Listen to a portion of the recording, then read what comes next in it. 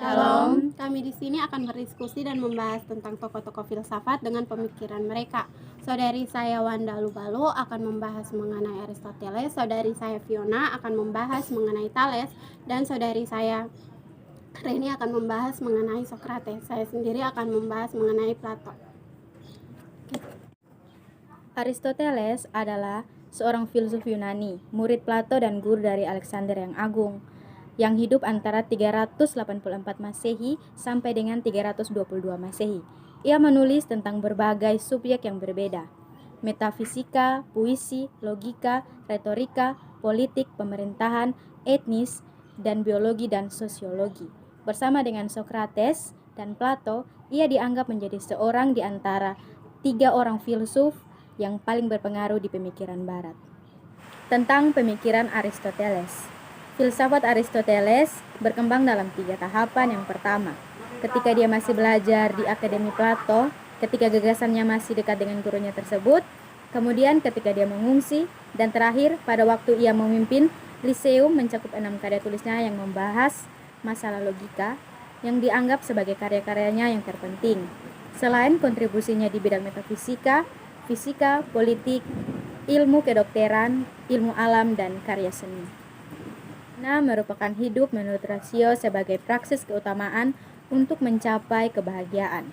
Kebahagiaan itu bersifat objektif, yaitu hidup yang bermutu dan bernilai yang diimbangi oleh akal budi, bukan sekedar nafsu kesenangan belaka. Hidup bijaksana berarti juga memperjuangkan kebahagiaan, keadaan di mana jiwa tidak memerlukan hal material lagi. Orang yang mau hidup bijaksana itu menempatkan kebahagiaan sebagai tujuan hidup secara utuh. Untuk bisa mencapai kepada kebahagiaan yang perlu pemahaman awal bahwa kebahagiaan itu buah dari perjuangan dan pengaktualisasi potensi. Kebahagiaan yang dialami ketika orang mengalami ketetapan hati memperjuangkan nilai luhur. Supaya bahagia, perlu fokus pada sikap dan perbuatan yang bermakna.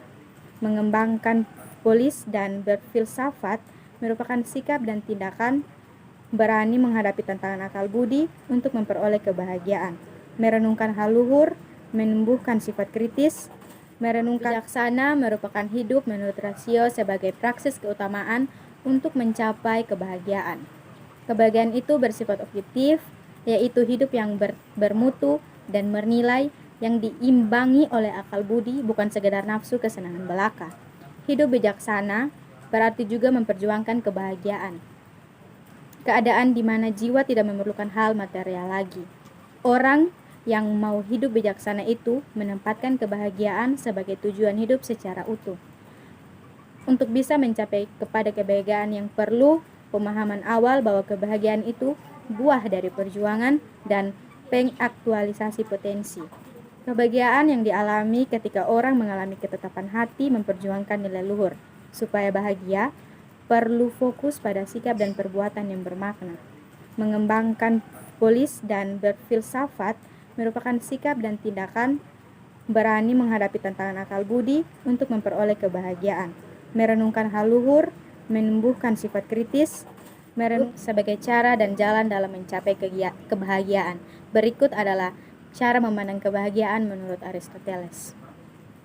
Berfilsafat itu sendiri yakni Socrates. Socrates adalah seorang yang penuh dengan misteri dan penuh dengan keanehan. Di pertengahan di abad 5 sebelum Masehi, ia dianggap sebagai lalat yang mengganggu masyarakat Athena. Namun, ia dianggap juga sebagai manusia yang paling bijaksana di sana. Siapa sebetulnya Socrates dan apa yang dilakukannya pada manusia? Jadi semua ahli sejarah dan filosof sepakat Socrates tidak pernah menulis dan meninggalkan sebuah catatan yang bisa dilacak generasi setelahnya. Namun pengaruhnya di zaman itu sungguh mengesankan, sehingga banyak orang lain yang tergerak untuk menulis tentang Socrates. Jadi ada 3 sumber yang digunakan untuk mengetahui Socrates, yakni berasal dari naskah yang ditulis Aristoteles, Xenophon yang paling sering dirujuk adalah Plato. Socrates adalah Sokrates dia dianggap di Athena sebagai orang yang paling jelek di antara para pria di zaman itu. Sokrates memiliki mata yang lebar dan menonjol yang melesat ke samping untuk melihat tidak hanya apa yang lurus ke depan, tetapi juga yang melihat ke sampingnya. Di dunia pesek yang lubangnya lebih besar, Sokrates memiliki bibir berdagang besar seperti keledai. Dia membiarkan rambutnya tumbuh panjang, bergaya spontan dan pergi bertelanjang kaki dengan pakaian kumuh. Dia tidak bekerja untuk mencari nafkah atau berpartisipasi secara sukarela dalam urusan negara. Sebaliknya, ia memiliki mulur kemiskinan yang tampak melawan Komesen atau pengumuman umum di zaman itu.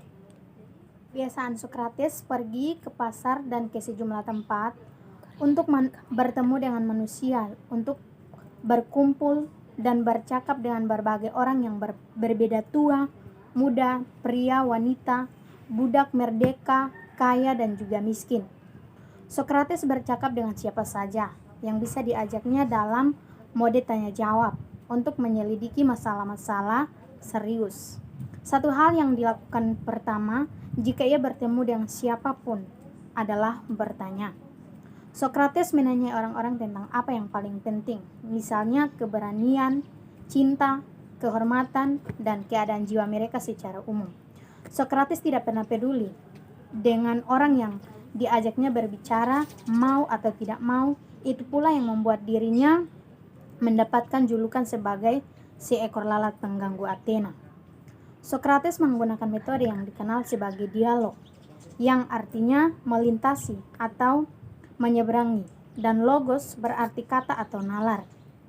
Sokrates mau mengajak orang-orang agar memperhatikan dan memuaskan jiwa yang ada di tubuh manusianya.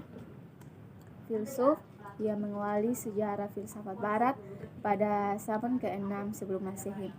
Sebelum Thales, pemikiran Yunani dikuasai prosedur berpikir mitologis dalam menjelaskan segala sesuatu. Pemikiran Thales dianggap sebagai aktivitas bersifat pertama karena mencoba menjelaskan dunia dan gejala-gejala di dalamnya tanpa bersandar pada mitos melainkan pada rasio manusia. Ia juga diketahui sebagai salah seorang dari 7 orang pandai yang oleh Aristoteles diberi gelar filsuf yang pertama. Selain sebagai filsuf, Thales juga diketahui sebagai berbakat geometri, astronomi, dan politik. Bersama dengan Anaximandros dan Anaximenes, Thales digolongkan dalam mazhab Miletos. Thales tidak meninggalkan bukti-bukti tertulis mengenai pemikiran filsafatnya. Pemikiran Thales terutama didapatkan melalui tulisan Aristoteles tentang dirinya.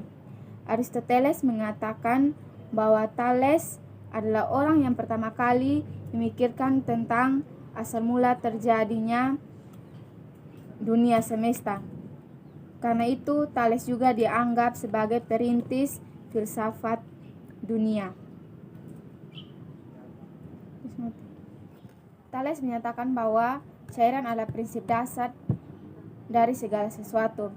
Cairan dijadikan pangkal pokok dan dasar dari segala-galanya yang benar di dunia semesta. Berkat daya dan daya kreatifnya sendiri, tanpa benar sebab-sebab di luar dirinya, cairan mampu tampil dalam segala bentuk, bersifat mantap dan tak terbinasakan.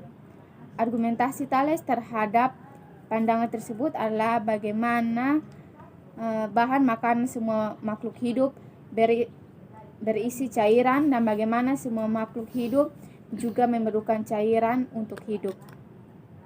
Selain itu, cairan adalah zat yang bisa selalu berubah bentuk seperti padat, cair, dan gas tanpa dijadikan susut.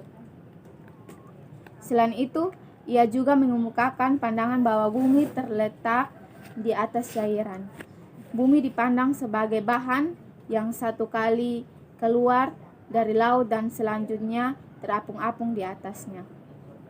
Thales berpendapat bahwa segala sesuatu di jagat raya memiliki jiwa. Jiwa tidak hanya terdapat dalam benda hidup tetapi juga benda mati.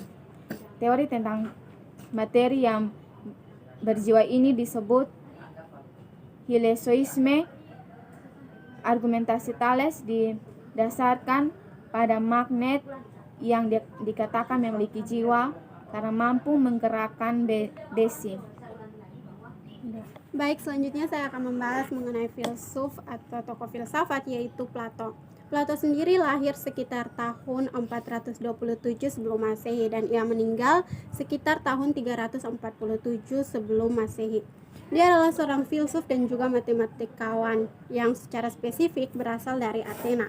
Dilihat dari perspektif sejarah filsafatnya, Plato adalah seorang filsuf Yunani kuno. Ia sendiri adalah penulis filosofal di Algiers dan pendiri dari Akademik Platonik di Athena.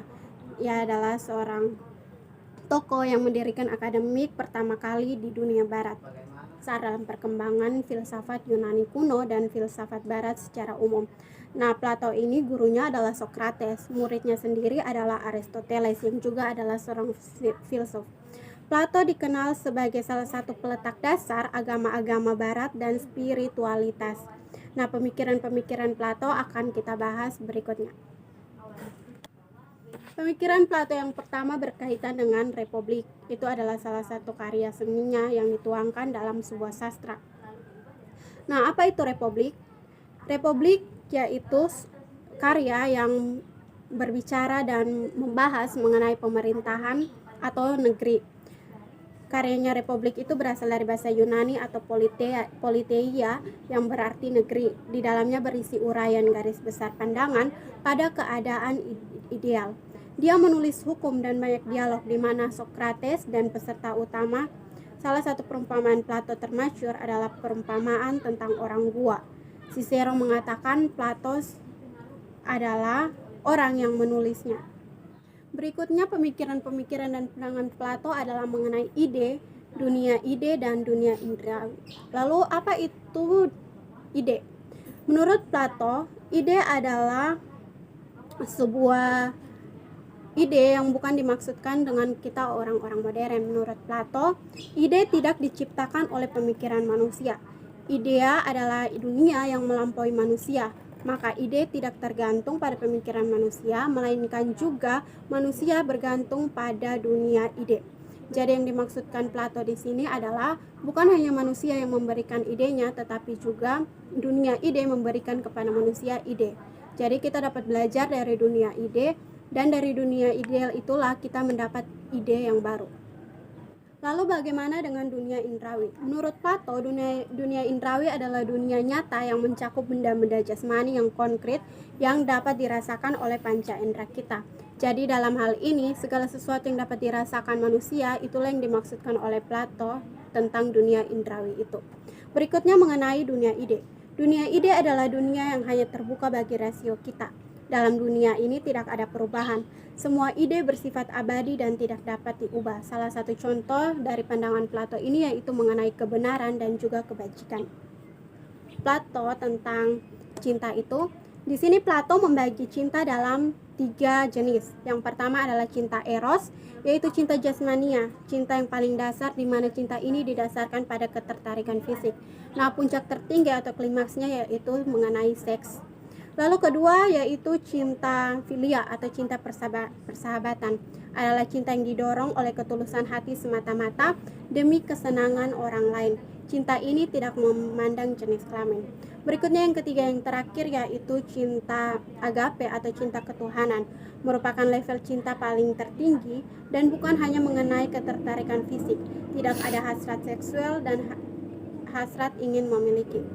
Nah, Plato juga mengatakan bahwa cinta adalah kegilaan.